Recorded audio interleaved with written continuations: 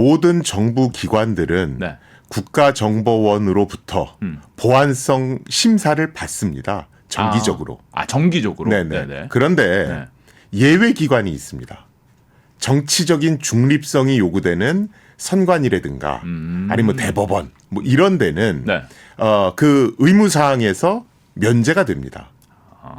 그래서 선관위도 국정원의 심사를 안 받았던 것이고요. 네. 왜냐하면 정기적으로 국정원 심사를 받게 되면 야당 측에서 또 이의 제기를 할 수 있거든요. 그래서 사실은 선관위는 그동안 보안성 심사를 안 받았었는데 네. 2023년 7월부터 9월까지 네. 2개월 정도 되는 기간 동안 국정원의 보안성 심사를 받았습니다. 네. 정확히는 국정원과 한국인터넷진흥원이 네. 공동으로 보안성 심사를 했었고요. 이례적인 일이었네요. 그러면은. 이례적이었죠. 그런데 그때는 뭐 강압위에서 한 건 아니고 네. 뭐 선관위가 그럼 우리 보안성 검토 받겠다라고 해서 심사를 받은 거고요. 이때 이제 여러 가지 언론에 알려진 네. 취약점들이 발견이 된 겁니다. 네. 그런데 이때 국가정보원에서 발표를 할 때도 국정원 3차장이 점검 결과를 과거에 제기된 선거 관련 의혹과 단순 결부시키는 건 경계해야 한다. 이걸 모두 발언해서 언론이 있는 데서 했습니다. 그러니까 시스템에 문제가 있다는 것과 선거 결과가 잘못됐다는 것은 전혀 다른 얘기일 수 있다. 그렇죠. 네. 취약점이 발견되긴 했으나 이것으로 인해서 뭐 투개표 결과가 바뀔 수 바뀌었다. 있다든 이렇게 확대 해석하는 건 경계하라. 이렇게 일단 얘기를 한 것이고요. 윤석열 대통령의 발언을 하나씩 조금 짚어보고 싶은데 북한이 해킹 시도가 있었다라고 얘기하셨는데 해킹 시도가 있었나요? 우리가 보통 북한 그러면 이제 김숙희 조직 뭐 이런 거 많이 들어보셨잖아요. 라자루스. 네네. 네. 실제로 국정원이 점검을 해봤더니 네. 선관위에 있는 인터넷용 PC 한 대에서 네. 김숙희 그룹이 심어놓은 것으로 추정되는 악성 코드, 즉 해킹 프로그램이 네. 발견이 됐습니다. 자, 그런데 우리가 좀 알아야 되는 게 외부 인터넷용 PC가 뭐냐 이걸 좀 알 필요가 있어요. 네. 기본적으로 금융이나 정부는 내부 업무망을 인터넷과 끊어놓습니다. 아, 그래요. 왜냐하면 해킹 위협 때문에 보통 해커들이 인터넷을 타고 내부 PC로 침투하잖아요. 물리적으로 뭐 담을 넘어서 들어가지 않으면 그렇게 그렇죠. 해야겠죠. 그래서 인터넷과 내부 업무용 PC는 연결이 아예 안 돼 있습니다. 자, 그런데 이렇게 연결을 다 꺼놓으면 뭐 뉴스도 검색을 못하고 아무것도 못하잖아요. 그렇죠. 그래서 인터넷용 PC를 한 대를 별도로 지정을 합니다. 따로 둔다는 얘기죠. 네네. 그래서 그 인터넷용 PC를 통해서만 인터넷을 검색하고 뭐 이렇게 활용하는 겁니다. 근데 거기에서는 해킹 흔적이 있었다. 그렇죠. 그 PC는 기존 선거 업무하고 직접적으로 관련된 PC는 아니다. 그렇죠. 그래서 선관위에서도 직원 한 명의 외부 인터넷용 PC가 악성 코드에 감염된 적은 있으나 내부 업무망이나 선거 시스템 침해 흔적은 없다. 이렇게 발표를 한 겁니다. 아, 그러면은 북한의 해킹 공격이 있었으나 그것은 뭐 한 대에 한정된 것이고 나머지에서는 해킹의 흔적을 발견할 수 없었다. 그렇죠. 네. 그것도 인터넷 업무용 PC라서 네. 이건 항상 인터넷에 연결돼 있던 거였다. 이렇게 얘기를 하는 거죠. 이 선거 관리 시스템, 선거 정보 시스템 이라는 게 뭐 어떻게 구성이 되어 있나요? 그 교수님께서 이걸 좀 잘 아신다고 제가 들었는데. 그러니까 제가 어떻게 하다 보니까 선관위의 이제 선거 정보 시스템 보안 자문위원회라는 게 있습니다. 네. 거기 이제 제가 자문위원장을 맡았었고요. 아, 과거에. 그렇죠. 그러니까 제가 작년부터, 네. 그러니까 올해 초부터 해서 맡았었고, 2023년 초부터. 네. 그리고 실제로 그런 어떤 저희 자문위원회 점검이 다 끝난 다음에 그걸 이용해서 22대 국회의원 선거를 4월 10일 날 치른 겁니다. 아, 그러면은 지금 타임라인을 보면은 작년에 국정원이 점검을 했고 그 이후에 이제 자문위원장이 되셨고 교수님께서 그 이후에 자문위원장이 된 다음에 점검을 했는데 문제가 없어서 치러졌다 선거가 그렇죠. 이렇게 그렇죠. 말씀을 하시는 거예요. 작년에 국정원이 이제 여러 가지 취약점을 발견을 했고 네. 그다음에 선관위는 그 취약점에 대해서 보완을 했고 네. 그 보완이 제대로 됐는지를 확인하기 위해서 교수님이 자문위원단을 꾸렸고 그래서 저희 자문위원단의 확인을 거쳐서 실제로 4월 10일 날 22대 국회의원 선거를 한 겁니다. 그러면은 교수님이 생각하시기에는 지난 4월 총선에는 전혀 문제가 없었다 이렇게 판단을 하시는 거고요. 그렇죠. 일단은 사실은 국정원이 지적한 것 또 대통령님께서 이러이런 문제가 있었다라고 발표하신 내용들은 네. 사실은 조치가 완료된 사안들이고요. 거기에 덧붙여서 선관위는 어떤 것까지도 했냐면 네. 의혹이 계속 제기되니까 수개표를 같이 하겠다. 네. 그래서 수개표도 도입을 했습니다. 네. 무슨 얘기냐면 지금 보통 선거는 일단은 선거인 명부 시스템이라는 게 있어서 네. 이 사람이 투표할 자격이 되나요? 이런 것들을 일단 확인을 합니다. 어디에 사는 누구 씨가 투표권자입니다. 네네. 이런 거를 리스트가 있어야겠죠. 그렇죠. 네. 그럼 그 앞에서 주민등록증하고 다 확인한 다음에 네. 용지를 주죠. 네. 그래서 사람들이 다 투표를 합니다. 네. 그럼 그게 박스에 넣어져서 네. 밀봉이 된 상태로 이제 개표 장소로 네. 옮겨가죠. 그럼 그 개표 장소에서 그 밀봉된 박스를 뜯어서 네. 용지를 꺼냅니다. 그러겠죠. 그러면 그 다음에 그 용지를 어디다 집어넣냐 하면 투표 용지 분류기에 집어넣습니다. 네. 그러면 이 투표 용지 분류기가 도장이 찍혀 있는 곳을 인식을 해서 그걸 후보자별로 분류를 합니다. 그러니까 우리가 뭐 동전 개수기에 동전을 한꺼번에 넣으면 500원짜리와 100원짜리와 이렇게 50원짜리와 다 나눠서 그렇죠. 이렇게 나오는 것처럼 그렇죠. 1번 찍은 종이는 여기에 다 모아주고 2번 찍은 투표용지는 다 저기에 모아주고 이런 식으로 분류를 해준다는 얘기인가요? 그렇죠. 그런데 어떤 걸 하나 더 넣냐 하면 네. 기계를 하도 못 믿겠다 그러니까 네. 그렇게 용지 분류기, 자동 용지 분류기를 통해서 후보별로 용지가 분리가 되면 네. 사람이 네. 그걸 다시 한번 셉니다. 일일이 눈으로 확인하면서 그렇죠. 이걸 네. 다 꺼내서 네. 이게 A 후보께 제대로 분류가 됐나? 네. 몇 장인가? 이걸 혹시 셉니다. B가 들어오진 않았나? 그렇죠. 눈으로 확인한다. 그렇죠. 이렇게 다 센 다음에 네. 그걸 또 전자 개수기에 집어넣습니다. 뭐냐면 은행에 가면 네. 1,000원짜리 쭉 넣으면 1,000원짜리 몇 장인지 세주는 기계 있죠. 네. 지폐 세는 거. 네. 네. 여기다 넣어서 다시 한번 A 후보가 몇 장을 표를 받았는지를 세는 겁니다. 내가 100장을 샜는데 실제로 기계에서 확인해 보니까 100장이 맞더라. 그렇죠. 네. 그래서 사실은 전자기기와 네.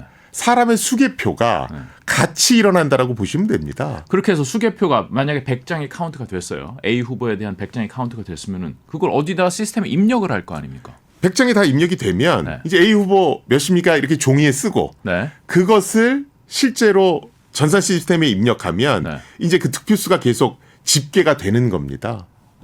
중간중간에 시스템이 있기는 하지만은 굉장히 아날로그식이기도 하네요. 하도 믿질 못하니까. 그리고 그러면- 실제로 종이에 쓴 기록을 제대로 전산에 입력했느냐 이런 것들은 네. 참관인이 또 옆에서 계속 봅니다. 그걸. 네. 그래서 사실은 이렇게 2중 3중의 장치를 하기 때문에 선관위에서 실제로 망이 분리된 시스템을 뚫고 들어와서 네. 전자기기를 다 해킹하고 그다음에 거기 있는 사람들까지도 다 매수를 해야지만 네. 투표 결과 조작이 가능하다. 이렇게 얘기를 하고 있는 겁니다.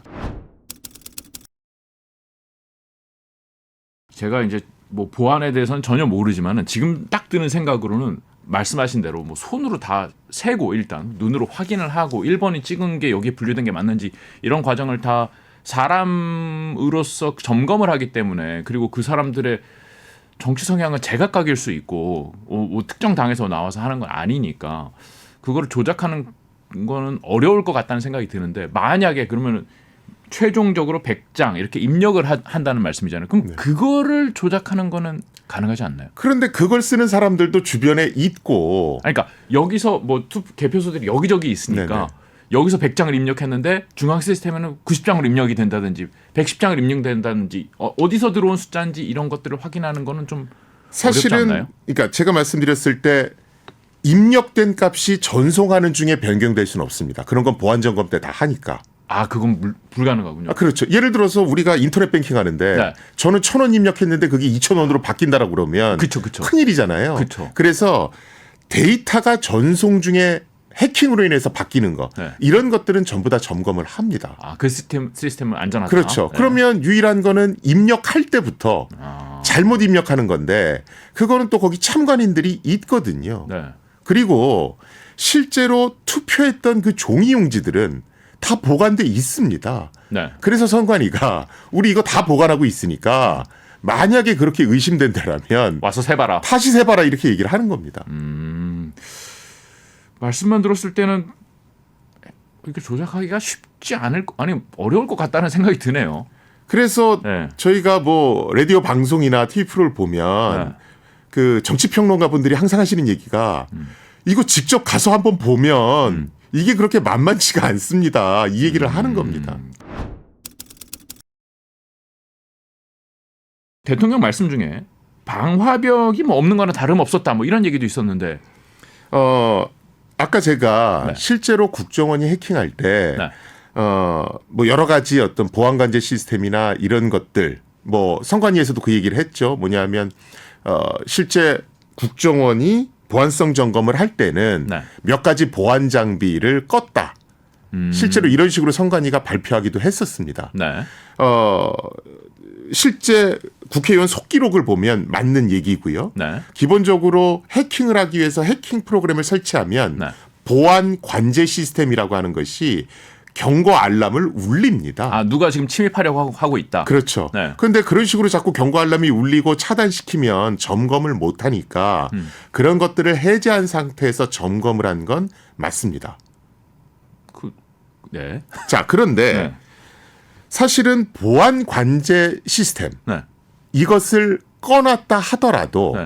취약점이란 건 발견되면 안 되는 거거든요. 네. 그래서 실제로 보안 관제 시스템을 꺼놓고 국정원이 점검을 했더니 네. 취약점이 발견된 것도 맞습니다. 그게 방화벽인가요? 뭐 예를 들어 비밀번호를 무슨 뭐 1, 2, 3, 4 그 얘기도 하셨죠. 네. 이렇게 했다든가 네. 뭐 아니면 USB를 함부로 꽂지 못하게끔 해야 되는데 네. USB를 쉽게 꽂을 수 있었다라든가 네.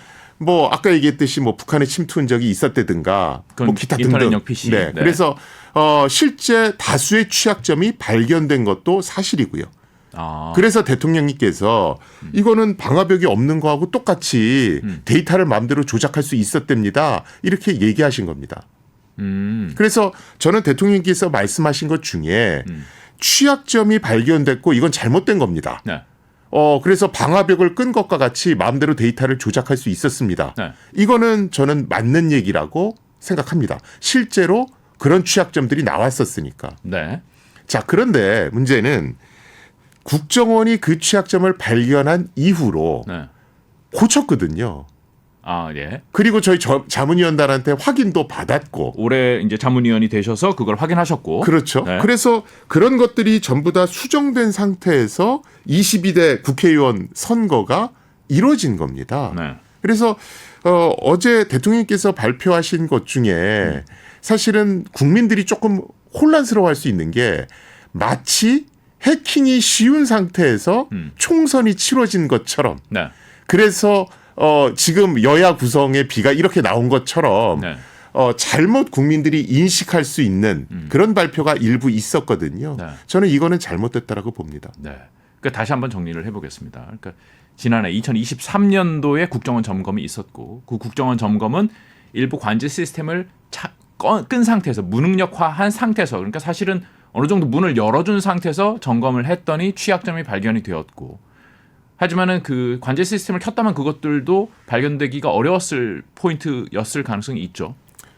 그러니까 100% 완벽한 관제라는 건 없으니까 네, 네. 그런 취약점들이 존재하면 안 됐던 거였죠. 안 됐던 거였죠. 그러니까 그 조치 이후에 그 점검 이후에 그게 수정이 되었고 교수님이 이제 자문위원이 되셔서 올해 그것들 점검해봤더니 괜찮더라. 네. 그 상태에서 올해 이제 22대 총선이 치러졌었다. 그렇죠. 거기다가 수개표까지도 첨가했었고.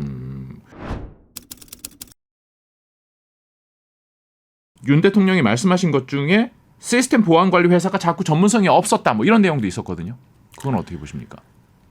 그 작고 전문성이 없다 있다를 사실은 어떤 기준으로 판단해야 될지는 저는 잘 모르겠습니다. 네. 왜 그러냐면 만약에 작다라는 게 그 회사의 어떤 자산 규모를 뜻하는 거라면 네.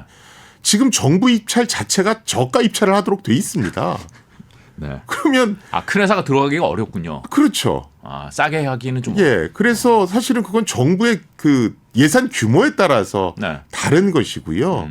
그리고 사실은 규모가 작은 회사 중에도 좋은 실력 좋은 해커들이 들어가 있는 그런 회사들은 많습니다. 그래서 자산 규모만 갖고 여기는 형편없는 데야. 이렇게 치부하는 건 조금 문제가 있어 보이고요. 네. 또 뭐 북연루설이 있는데 그건 뭐 제가 확인할 수 있는 것이 아니니까 그건 뭐 제가 뭐라고 논평할 수는 없을 것 같습니다.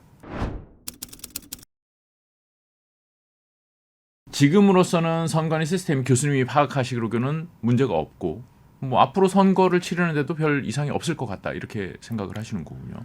그렇죠. 그러니까 오죽 답답했으면 수개표도 넣었고 네. 또 투표함이 잘 지켜지고 있는지 CCTV로 24시간 공개도 했었고 또 제가 선거 어떤 자문위원단 위원장이 된 것도 네. 저보다 실력 있는 분들 많으시거든요. 네. 그런데 제가 전 정부 문재인 정부 때도 대통령 자문기구에 있었고 네. 지금 윤석열 정부 시절에도 대통령님 자문기구에 있습니다. 네. 그래서 저보고 중립지대에 있다고 그래서 네. 위원장을 시키신 거거든요. 네. 그래서 저는 나름대로 선관위가 꽤 애쓰고 있다라고 생각하고 있고 실제로 봤기 때문에 국민께서 그렇게 불안해하시지 않으셔도 된다. 저는 그렇게 생각합니다. 일단은 윤 대통령의 그런 발표는 전문가의 입장에서는 좀 이해할 수 없고 받아들이기 힘들다. 그러니까 이렇게 이해를 하겠습니다. 대통령께서 발표하신 건 네. 취약점이 나왔다까지만 어디서 보고를 들으신 것 같아요. 그건 작년 상황. 예, 그게 조치된 부분에 대해서는 혹시 보고를 못 받으신 게 아닌가 저는 그렇게 생각합니다. 그렇군요.